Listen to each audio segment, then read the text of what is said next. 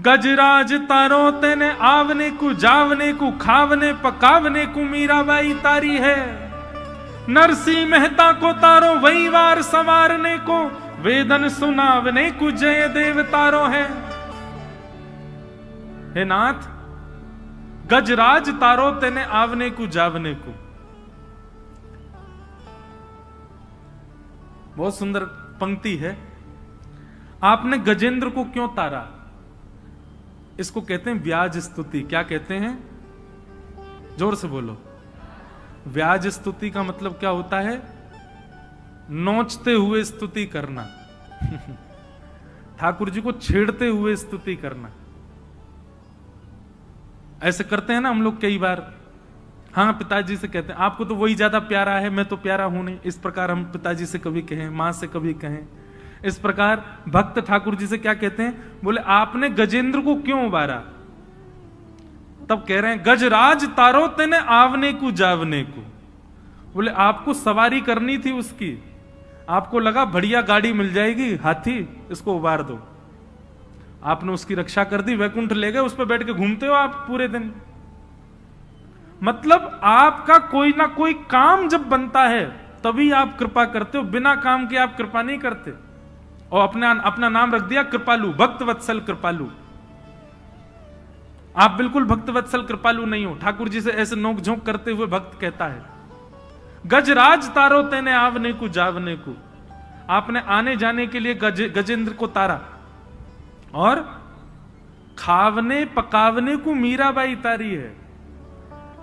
वैकुंठ के रसोईया आजकल बढ़िया भोजन नहीं बना रहे थे, तो आपको बड़ी लगी क्या करें, कोई बढ़िया भोजन होना चाहिए। तो आपने देखा भारत में सबसे बढ़िया भोजन कौन बना? मारवाड़ी बहुत बढ़िया भोजन बनाते हैं। राजस्थान के लोग बहुत अच्छा प्रसाद बनाते हैं। सोई महाराज आपने मेवाड़ की, मेड़ता की मीराबाई को चुन लिया। बोले हाँ चलो ठीक है, थोड़ा बहुत भोजन खाती, इसको तार दो। क्या करेगी? वैकुंठ में आके बढ़िया बढ़िया रोटी बनाएगी। अब हम तो मध्य प्रदेश में बैठे हैं, लेकिन मारवाड़ी लोग क्या बढ़िया भोजन पाते हैं। एक से एक सामग्री बनती है उनके यहाँ, ऐसी ऐसी सामग्री की सुने ही नहीं हो नाम। बोले आपने भोजन करने के लिए, बढ़िया बढ़िया भोजन पाने के लिए मीराबाई को तारा, और गजराज तारो तेने आवने को जावने को खावने पकावने को मीराबाई तारी है। नरसिंह मेहता को तारो वहीवार सवारने को। नरसिंह मेहता को क्यों तारा? बोले बहुत दान दक्षिणा चढ़ती है मंदिरों में, तो एक वो भी होना चाहिए, मुनि हिसाब किताब रखे, कहां कितना चढ़ रहा है, पूरी लेखा जोखा रखे। आप तो पूरे दिन यूं ही खड़े रहते हो, आपका ध्यान तो जाता नहीं कौन कितने चढ़ा रहा है। तो एक व्यक्ति मुनि में रहना चाहिए ना, दिखता रहे, विवाह आपका सारा व्यापार संभाले। नरसिंह मेहता को तारो वहीवार सवारने को, और वेदन सुनावने को जयदेव तारो है। जयदेव महाप्रभु, महाकवि जयदेव बहुत सुंदर सुंदर रचनाएं सुनाते थे, इसलिए आपने उनको तार दिया ताकि वो बैठ करके आपको सुंदर सुंदर रचनाएं सुनाया करें, वेद सुनाया करें। ठाकुर जी आप निष्काम किसी को नहीं तारते हो, सबसे आपकी कोई ना कोई चीज पूरी होती है। और रैदास तारो तेने चामड़ा मधावने को। बोले रैदास को क्यों तारा? बोले वो जूती बनाने का काम करते, बढ़िया बढ़िया सुंदर जूती बना बना के आपको पहनाएंगे, कभी पादुका बना के पहना देंगे, कभी सुंदर आपके लिए कुछ ना कुछ।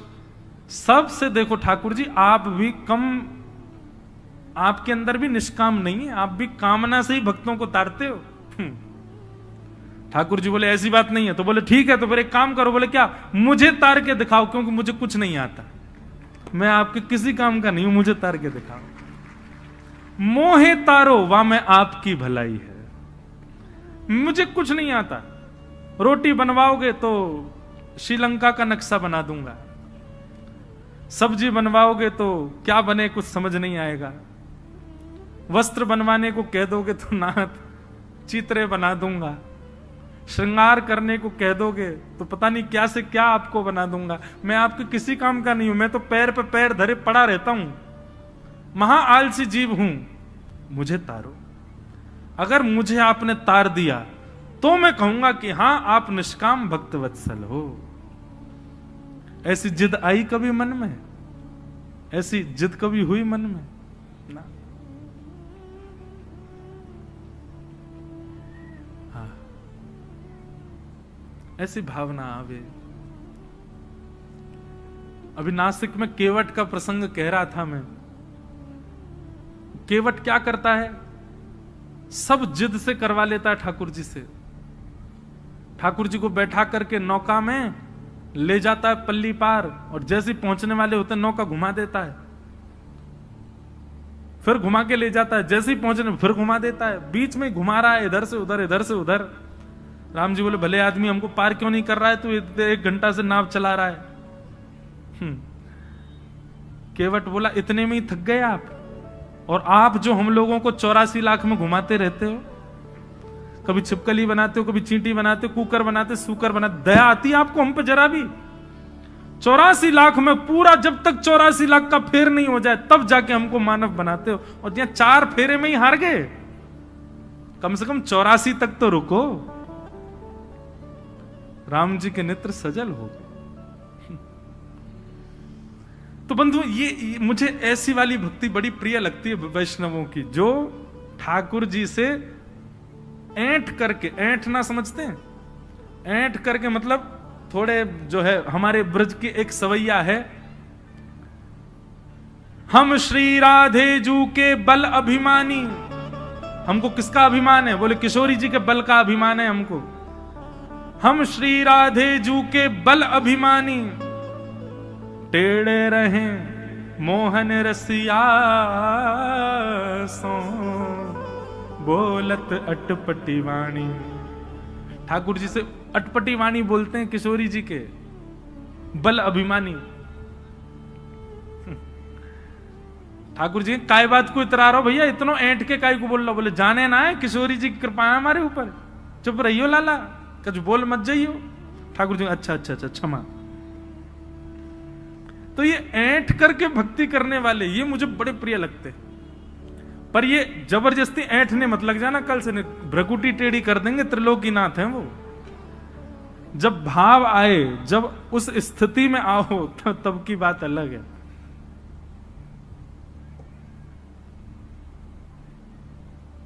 तो वैद्यम वास्तव मत्र वस्तु सिद्ध। तो ये जो चाहिए ना, भक्ति में थोड़ी ऐंठ आ जाए, किसी को भक्ति में लाड़ प्यार की भक्ति करनी है, किसी को भक्ति में प्रियतम की भक्ति करनी है, किसी को भक्ति में सख्य की भक्ति, ये सारे भक्ति के लक्षण, इनकी कामना से भागवत की कथा सुनो। वैद्यम वास्तव मत्र वस्तु शिवदम। ठाकुर जी की भक्ति करने के लिए भागवत की कथा है, ये मुक्ति उक्ति प्राप्त करने के लिए भागवत की कथा नहीं है। हमें मुक्ति मिले इस कामना से कथा मत सुनिए। मुक्ति मिलेगी, क्या मिल जाएगा? हमको क्या पता कि हम कहां जाएंगे मृत्यु के बाद? हमको केवल इतना पता है, जब तक हम जीवित हैं जो हमने किया वो हमको पता, मृत्यु के बाद किसी का कोई पता नहीं होता। इसलिए भाई, भगवत मिलन की कामना अभी की रखो, अभी मिलना है, और वो कामना आपकी पूर्ण केवल एक स्थान कर सकता है, वो है ये प्रांगण, भागवत का प्रांगण। भागवत जी से प्रार्थना करो, श्री भागवत जी अनुग्रह करेंगी, ये कृपा करेंगी तो ठाकुर जी प्राप्त होते हैं, ठाकुर जी अनुग्रह करते हैं। निर्मत सराणाम सताम वैद्यम वास्तव मत्र वस्तु शिवदम। ठाकुर जी से आपका संबंध करा देगी। और भागवत जी कैसा संबंध कराएगी? यहां डंके की चोट पर व्यास जी शब्द लिखते हैं शिवदम। शिव का मतलब क्या होता है? कल्याण।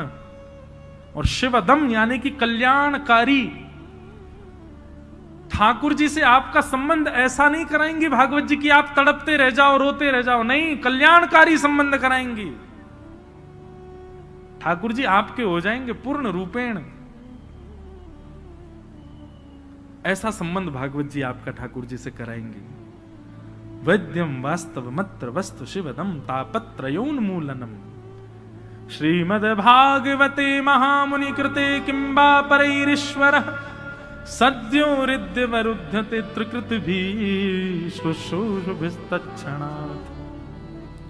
भागवत जी की कथा बंधुओं इतनी निर्मल है, इतनी पावन है। मैंने कल भी आप लोगों से निवेदन किया, आज पुनः निवेदन करूं, आप नहीं आते हैं कथा में, कोई दिव्य चेतना आपके भीतर बैठ के आपका माध्यम लेकर के यहां आपको लेकर के आ रही है।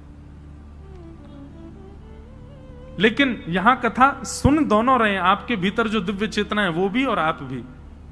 बस आपको ये कथा सुन करके इस माध्यम, इस अवसर का पालन करना है।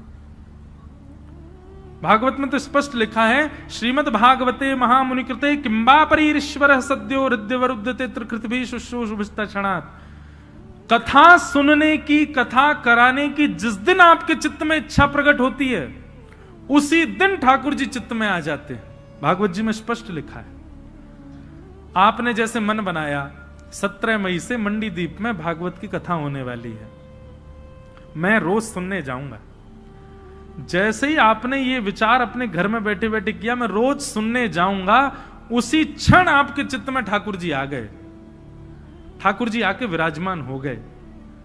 अब अगली परिकल्पना क्या है, अगला आपका प्रयास क्या है? अब चित्त में जो आकर के विराजमान हुए हैं वो मस्तिष्क में आवे, अब वो विचारों में आवे, अब वो बुद्धि में आवे, अब वो स्वप्न में आवे, और धीरे धीरे वही चित्त में आए, अब प्रत्यक्ष आ जाए। यहां बैठे हर जीव के अंदर ठाकुर जी आ चुके हैं, ठाकुर जी विराजमान हो चुके हैं। आप स्वीकार किए जा चुके हो, ठाकुर जी मिलने के लिए फेंटा कस के बैठे, बोले अब बस हम तैयार हैं, तुम प्रयास करो, ऐसा कुछ करो कि हम प्रकट हों।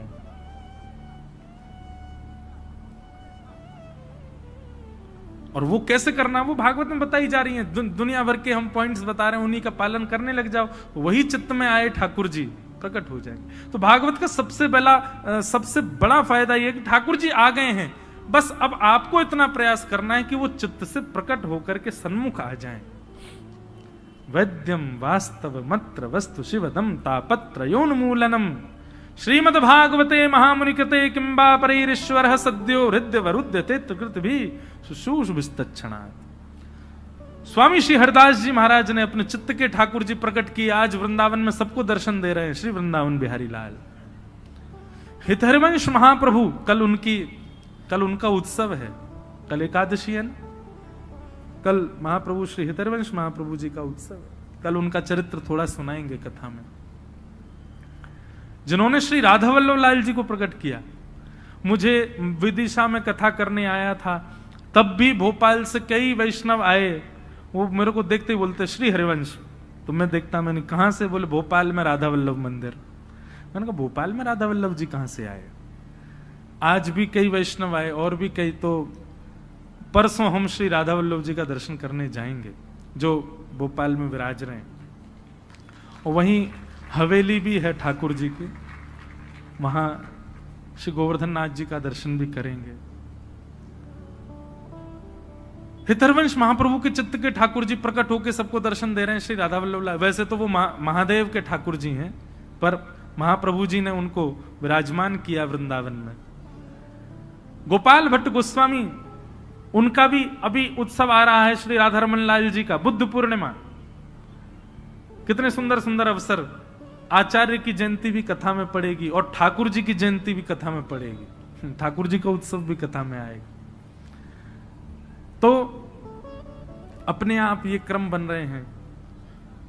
सबके चित्त के ठाकुर जी प्रकट हुए, अब हमारे चित्त के ठाकुर जी भी प्रकट हों, वह भी अनुग्रह करें, कृपा करें। उसके लिए भागवत की कथा सुनो।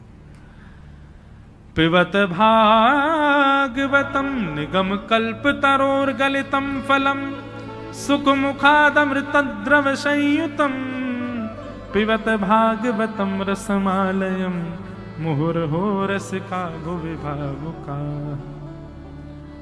श्रीमद् भागवत क्या है? वेद रूपी वृक्ष का पका हुआ फल है श्रीमद् भागवत। वेद वृक्ष ही फल में सार नियोजित करते हैं। चारों वेदों से ही सार निकल करके श्रीमद् भागवत में आया है, जो हम लोग श्रवण कर रहे हैं। समस्त वेदों का सारम सारम समुद्वतम और सुख मुखाद अमृत द्रव संयुतम। सुखदेव जी के मुख से प्रकट होने के कारण ये भागवत की कथा अमृत तुल्य हो गई है, ये अमर बना देती है सुनने वालों को। और पिबत भागवतम रसमालयम, इस भागवत की कथा को पियो। भागवत की कथा सुनने का विषय नहीं है। पिबत भागवतम रसमालयम, भागवत की कथा को पियो, कानों में भर भर के इसका सुंदर रस पान करो। मोहर हो रस का भुवि भाव। कितना पिए? बोले पीते रहो पीते रहो पीते रहो। आसावरी कितना पियो। हमारे स्वामी श्री हरदास जी महाराज एक पद गाते हैं, बहुत सुंदर।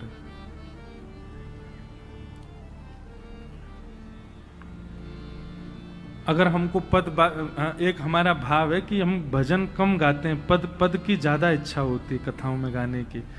इन पदों के शब्दावली और इनका गायन थोड़ा गंभीर होता है, पर यदि आप बहुत ध्यानपूर्वक सुनेंगे तो इनमें बड़े सार विद्यमान हैं।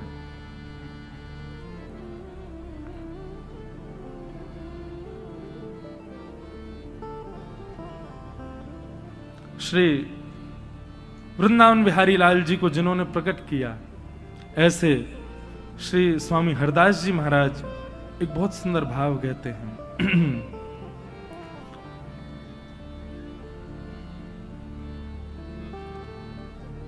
रोम रोम रसना जो होती, तो तेरे गुण ना बखाने जात। कितना सुंदर और सूक्ष्म और कितना गहरा भाव है, बहुत ध्यान से सुनो। रोम रोम रसना जो होती, तो तेरे गुण ना बखाने जात। हे श्याम सुंदर, हमारे शरीर में जितने रोए हैं ना, इन रोयों की जगह यदि इतनी जीभ हमारी होती तो भी हम आपके गुण नहीं गा पाते। रोम रोम रसना जो होती, तो तेरे गुण ना बखाने जात। कहाँ कहो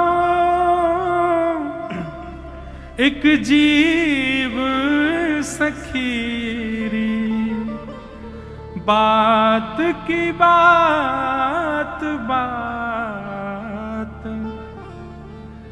कहां करूं? स्वामी जी उदास भाव से कह रहे हैं, मैं क्या करूं? मेरे पास एक ही जीव है, उस जीव से मैं कितना गाऊं? क्योंकि एक जीव पर्याप्त नहीं है ठाकुर जी के रस को बखान करने के लिए। रोम रोम रसना जो होती, तो तेरे गुण ना बखाने जात। श्री हरिदास के स्वामी श्यामा, श्री हरिदास के स्वामी श्यामा, कह तेरी प्यारी तू राखत प्राण जात। रोम रोम रसना जो होती, तो तेरे गुण ना बखाने जात। ऐसे भाव जब चित्त में होते हैं ना बंधुओं, तब ठाकुर जी मन बनाते हैं कि इनसे मिला जाए। हमारे मन में कभी ये भावना आई? स्वामी जी कह रहे हैं कि इतने रोए क्यों बना दिए ठाकुर जी, इससे बढ़िया इतनी जीभ बना देते, और इतनी जीभ भी आप दे देते तो भी मैं आपके गुण नहीं गा पाता। क्या करूं मैं? मुझे कभी कभी धिक्कार लगता है। कहां करूं एक जीभ सखीरी, बात की बात बात। एक ही जीव है, उससे कितना गाएं हम ठाकुर जी को? नहीं गा सकते। वहां हितरवंश महाप्रभु कहते हैं कि नाथ आपने हमको 2 आंख क्यों दी? क्यों? रोम रोम में नेत्र प्रकट कर देते। क्यों? 2 आंखें आपको देखने के लिए बहुत कम है। रोम रोम प्रति नयन बनाऊं, एकटक रहे पलक न बनाऊं। काश हमारे रोम रोम में आंख होती, और कैसी आंख होती? बोले बिना पलक वाली आंख होती, कभी झपकते ही नहीं, पूरे दिन आपको देखते रहते नाथ। ऐसी भावना हमारे चित्त में है बिल्कुल नहीं है। हम लोग तो बंधुओं केवल रस सुनकर के सुख लेने वाले हैं, सुख लूटने वाले हैं। भगवत प्राप्ति के गुण हमारे भीतर नहीं है। ये मैं इसलिए कह रहा हूं ताकि इस चोट को पाकर के किसी के चित्त में ये भावना आवे कि मेरे अंदर ऐसे भाव आए कि मुझे ठाकुर जी मिले।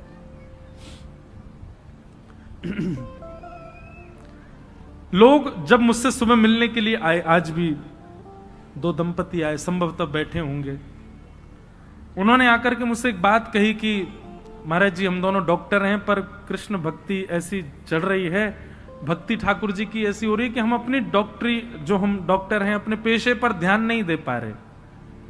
अब देखो, व्यक्तिगत रूप से जब आप मुझे मिलने आएंगे तब तो मैं ऐसा ही कहूंगा कि नहीं आपको ध्यान देना चाहिए, आप थोड़ा ध्यान रखो उस चीज का। लेकिन व्यासपीठ पर बैठ करके एक बात मैं सब जगह कहता हूं कि यहां भक्ति मार्ग जब अपनाओगे तो सब छूट जाएगा, कुछ नहीं रहेगा आपके पास। यदि सबको संभालते हुए आप ठाकुर जी का भजन कर रहे हो, अच्छी बात है, लेकिन वो भक्ति का मुख्य रूप नहीं है।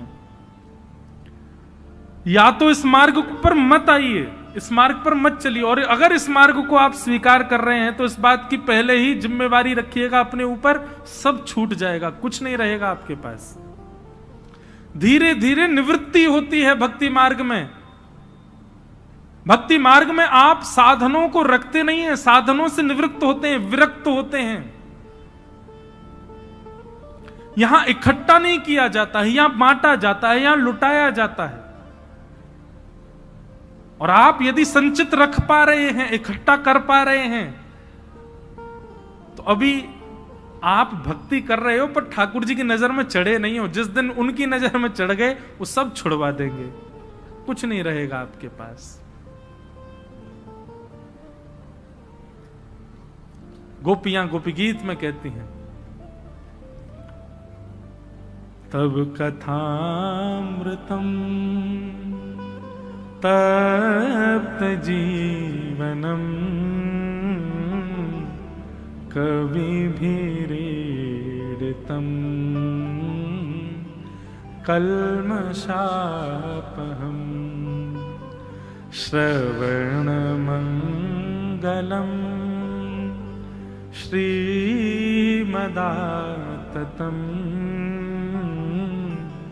भुवि गृह्णन्ति ते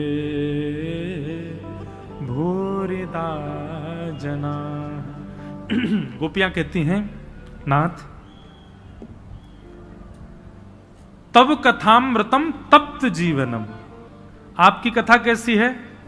इसके अनेक अर्थ निकलते हैं। एक अर्थ तो यह निकलता है तप्त जीवनम, तपे हुए जीवन में, संकट भरे जीवन में आपकी कथा जब आ जाती है तो नाथ ऐसा लगता है कि अब तपा हुआ जीवन शीतल हो गया है, तपा हुआ जीवन अब शीतल हो गया है।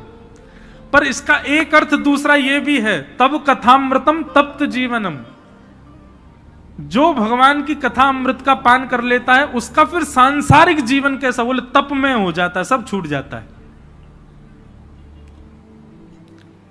एक सेठ जी ऐसे कथा सुनी महाराज,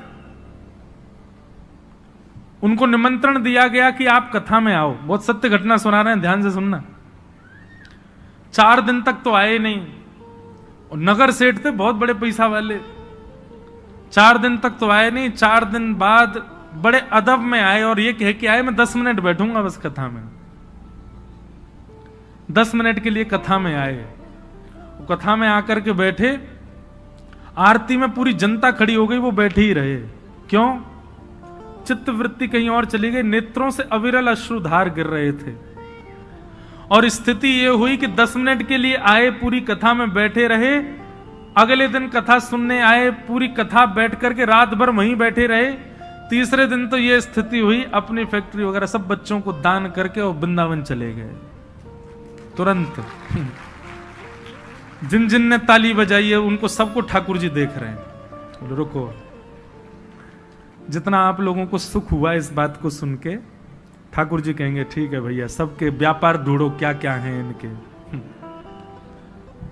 ये सुनने में बड़ी सहज लग रही है बात, लेकिन इसका अर्थ यही है, तब कथामृतम तप्त जीवनम। देखो भैया, ठाकुर जी जब हाथ पकड़ते हैं ना, तो सब जगह से आपका हाथ छुड़वा देते हैं। लोक लाज मर्याद सब जगह से आप निवृत्त हो जाओगे, किसी के लायक नहीं रह पाओगे। ठाकुर जी के लायक बन गए तो फिर किसी के लायक नहीं रहोगे, फिर ठाकुर जी के लायक ही रहोगे बस।